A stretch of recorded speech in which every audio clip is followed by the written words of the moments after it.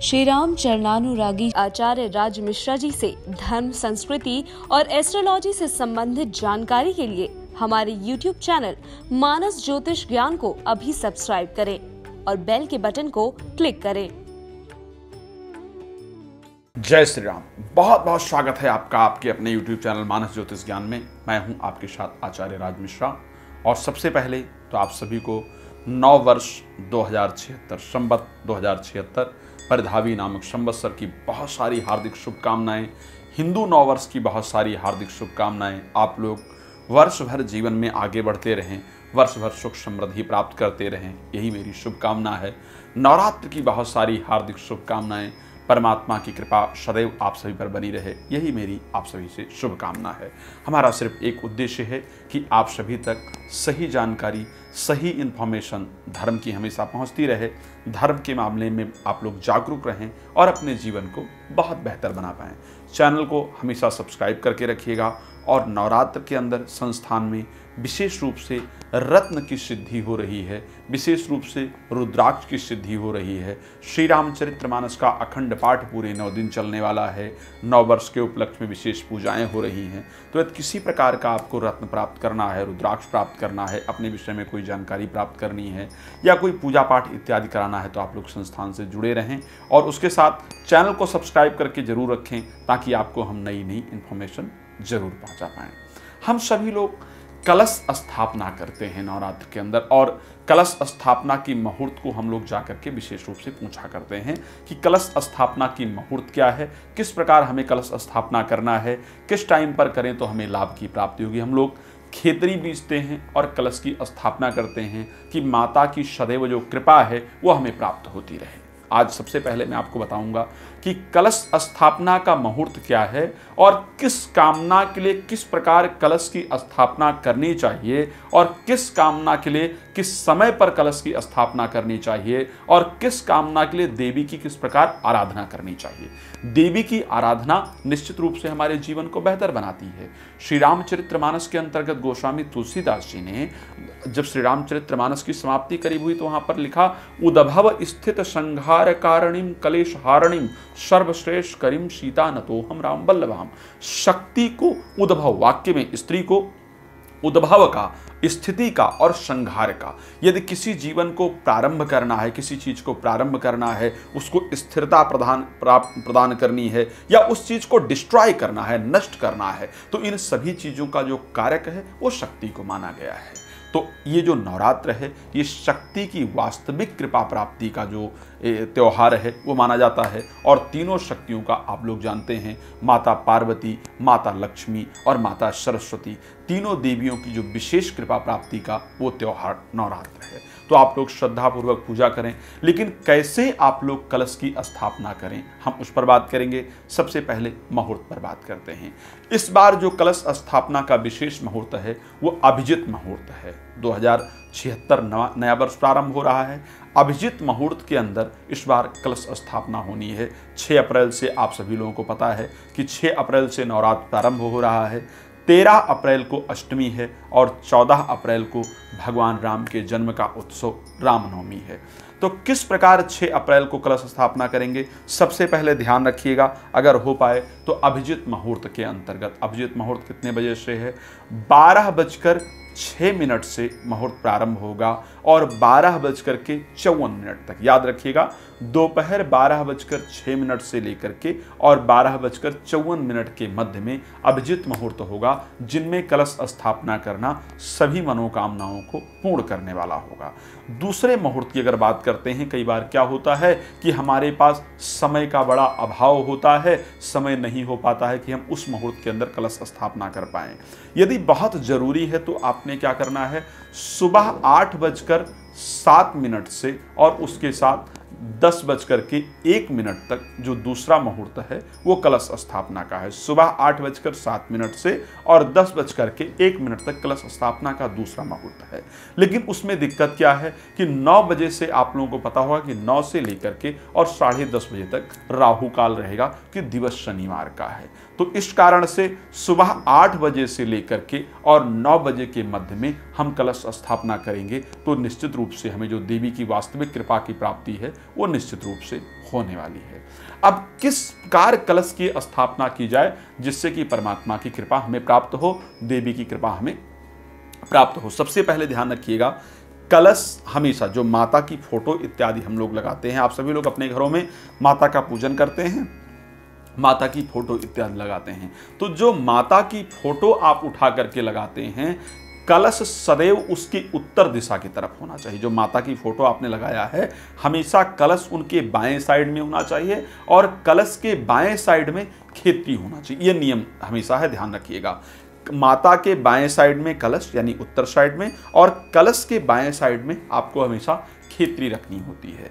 कलश स्थापना घर के या तो उत्तर पूर्व ईशान कोण के अंतर्गत करना चाहिए या पूरब दिशा के अंतर्गत कलश की स्थापना करनी चाहिए, जिससे कि पूर्ण रूप से माता की कृपा की हमें प्राप्ति होती है। अब कलश के अंदर क्या डालना चाहिए? हमेशा कलश स्थापना करते वक्त आपको ध्यान रखना है कि नीचे चावल और पुष्प रख करके तब उसके ऊपर आपने कलश रखना होता है।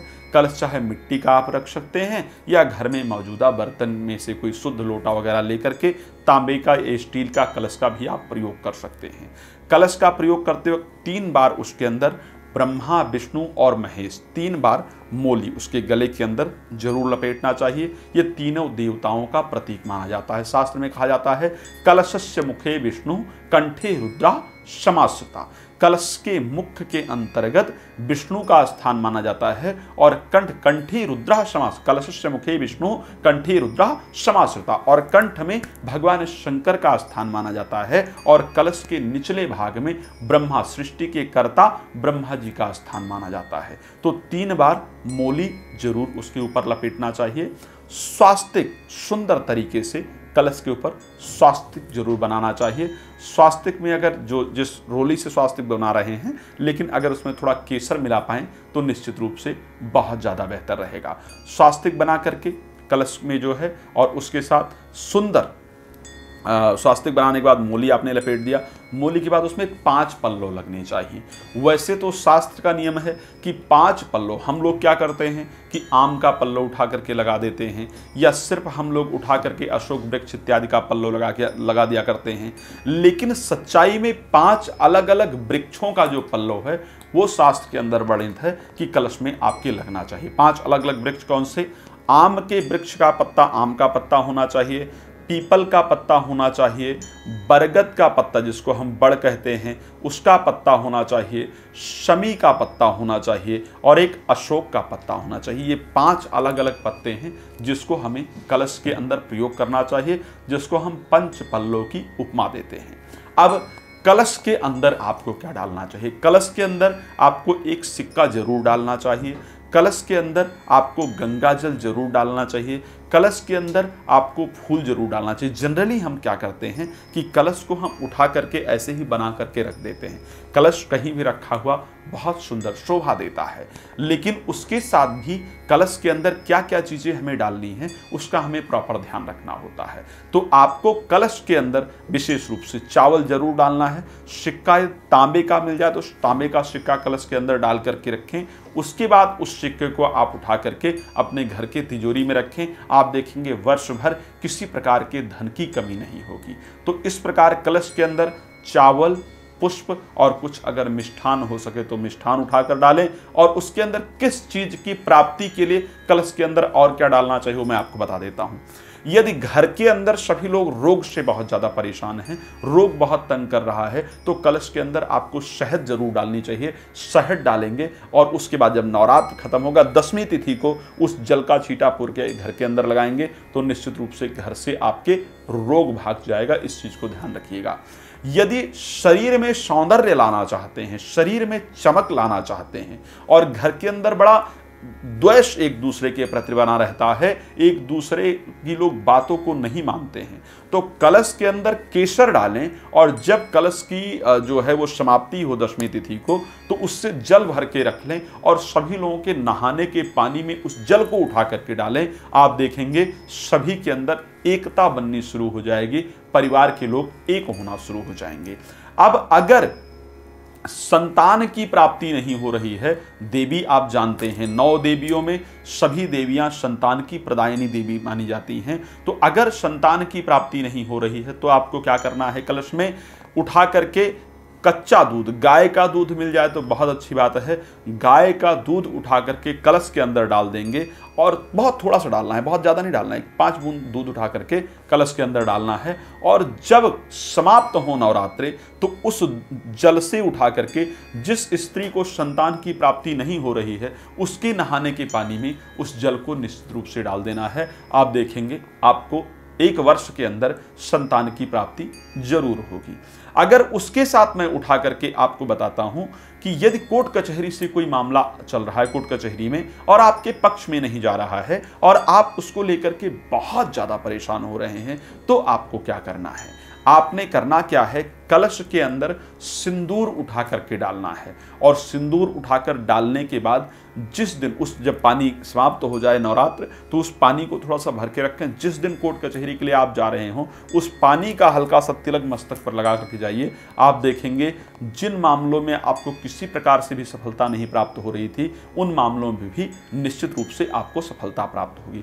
तो इस प्रकार अलग अलग मामलों के लिए आप कलश की स्थापना को कर सकते हैं। कोई और विशेष जानकारी यदि आपको प्राप्त करनी है, जैसा कि मैंने कार्यक्रम के स्टार्टिंग में भी आपको बताया है कि संस्थान में 9 दिन तक विशेष रूप से रत्नों का सिद्धीकरण होगा। यदि आपको भी कोई रत्न प्राप्त करना है, पुखराज, फन्ना इत्यादि, कोई मूंगा, नीलम इत्यादि जो भी रत्न आपको प्राप्त करना है तो संस्थान में कॉल करके लिखवाइए। नवरात्र में निश्चित रूप से आपको प्राप्त होगा और जो संस्थान में सिद्धिकरण किया जाएगा रामायण पाठ के माध्यम से वो रत्न आपके जीवन को बिल्कुल बदलने वाला रत्न होगा, जीवन को परिवर्तित करने वाला रत्न होगा। यदि अपनी जन्म कुंडली इत्यादि के विषय में कोई जानकारी आपको प्राप्त करनी है, आपकी उम्र 20 वर्ष से ऊपर है, तो निश्चित रूप से आप संस्थान में कॉल करके और पूरी जानकारी अपने विषय में प्राप्त कर सकते हैं। कोई पूजा पाठ, रामायण जप इत्यादि कराना है या सतचंडी का पाठ वगैरह नवरात्र में कराना है तो संस्थान के अंदर कॉल करके, आप कहीं भी रहते हैं, आप देश में रहते हैं, आप विदेश में रहते हैं, पूरी तरह से अपने बारे में आप जानकारी प्राप्त कर सकते हैं। तो 9 देवियों का जो व्रत है उसको श्रद्धापूर्वक करें। नवरात्र में जिस प्रकार बताया है कलश की स्थापना करें। सभी देवताओं की कृपा आप पर बनी रहे, यही मेरी शुभकामनाएं हैं। चैनल को सब्सक्राइब करके रखिए ताकि हम फिर नए प्रोग्राम को लेकर के आएँ और आपको पूरी जानकारी दे पाएँ। तब तक के लिए जय श्री राम।